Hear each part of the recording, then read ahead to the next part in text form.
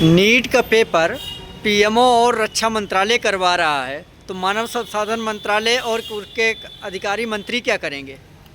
देखिए, मोदी जी के पास जो उनके कैबिनेट में विदेश मंत्रालय की कोई आवश्यकता नहीं। मोदी जी खुदा विदेश मंत्री की भूमिका अदा कर लेते हैं। मोदी जी के पास मानव संसाधन का कोई मतलब नहीं है। मोदी जी खुदा मानव संसाधन मंत्रालय का काम ये और राजनाथ सिंह मिल के कर लेते हैं। जिस तरह से भद पिटी है इस देश में मानव संसाधन मंत्रालय का माननीय प्रधानमंत्री नरेंद्र दामोदर दास मोदी का, उसकी कल्पना ही नहीं की जा सकती है। देखिए, मोदी जी ने देशवासियों से वादा किया था, मैं इस देश की जीडीपी बढ़ा दूंगा। तो उन्होंने जी से होता है गैस, रसोई गैस, कमर्शियल गैस, पी से होता है पेट्रोल और डी से होता है डीजल। तो जीडीपी तो उन्होंने बढ़ा दिया, पेट्रोल भी महंगा हो गया और डीजल भी महंगा हो गया और गैस भी महंगी हो गई। तो आप मुझे बता दीजिए, अभी एक कोई एंकर है मेन मिनिस्ट्री मीडिया की, तो कह रही थी कि 8 रुपया बढ़ा है, क्या 8 रुपया बढ़ने से क्या होता है? तो भैया, ऊपर ऊपर से क्या होता है तो नीचे नीचे क्या है, थोड़ा वो भी देशवासियों को समझा दीजिए। नीचे नीचे क्या होता है आप मुझे बता दीजिए। अभी अमेरिका धमकी दिया है कि कौन सी पाइपलाइन हम उड़ा देंगे, नहीं तो ईरान के साथ युद्ध में शामिल हो हमारी तरफ से। इस तरह की बात चल रही है। देश का प्रधानमंत्री असमंजस में पड़ा हुआ। 6 जून को इंडिया गठबंधन की मीटिंग होने जा रही है। सूचनाएं यहाँ तक हैं, विश्व सूत्रों से जानकारी जो मिल रही है वो ये है कि चंद्रबाबू नायडू, एकनाथ शिंदे और नीतीश कुमार भी उस मीटिंग में शामिल होंगे इंडिया गठबंधन में। तो इसका मतलब माननीय राहुल गांधी की भविष्यवाणी सत्य साबित होते जा रही है। इनकी बंगाल में सरकार बनी, एक टीएमसी के सांसद अभिषेक बनर्जी के ऊपर प्राणघातक हमला हुआ। ये ब्राह्मणों के ऊपर हमला करवा रहे हैं। वो ब्राह्मण सांसद है और अभी यूपी में एक महिला दरोगा के साथ बलात्कार हुआ, उसका एफआईआर नहीं हो रहा। तो तमाम तरह का चल रहा। इनका एक धाकड़ है, उसकी भी सोशल मीडिया पे चल रहा है। उसके बाद इनके वहाँ जहाँ जहाँ इनकी सरकारें हैं वहाँ आतंक का माहौल है, जनता के बीच भय पैदा करना चाह रहे हैं।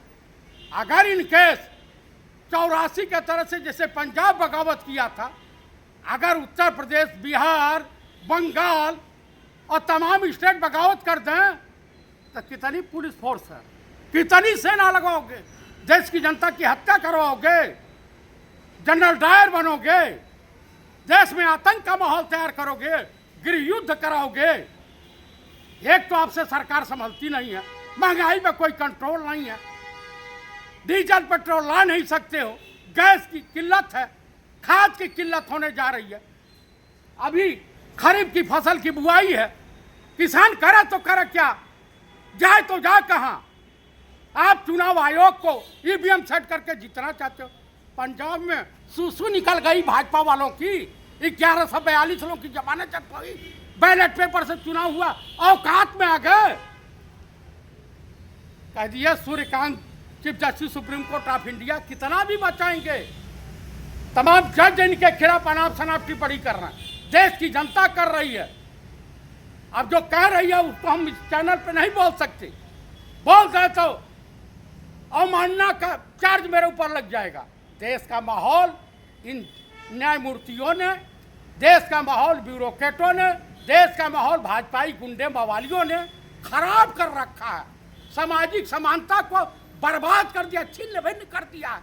हिंदू मुसलमान, भारत पाकिस्तान, मंदिर मस्जिद के नाम पर, बेरोजगारी पे बात करने पे इनकी नानी मर जा रही है। छात्र छात्राओं को और युवाओं को इस देश का चीफ जस्टिस काकरोच कहता है। आप बताइए, न्यायपालिका है कहीं रह गई है? देश के जवान हथियार उठा ले अपने हाथों में। ये चाहते हैं देश के तमाम न्यायमूर्ति और देश के प्रधानमंत्री।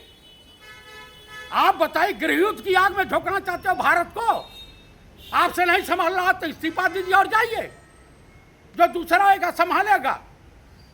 मारे अभी तो तमाम जो है अभिनेता हो, नेता हो, विद्वान हो, तमाम लोग कह रहे हैं, इंटेलेक्चुअल बिरादरी के लोग, हिंदुस्तान नेता प्रतिपक्ष को उसी रूप में मिलेगा जिस रूप में पंडित नेहरू को कंगाल भारत 1947 में मिला था।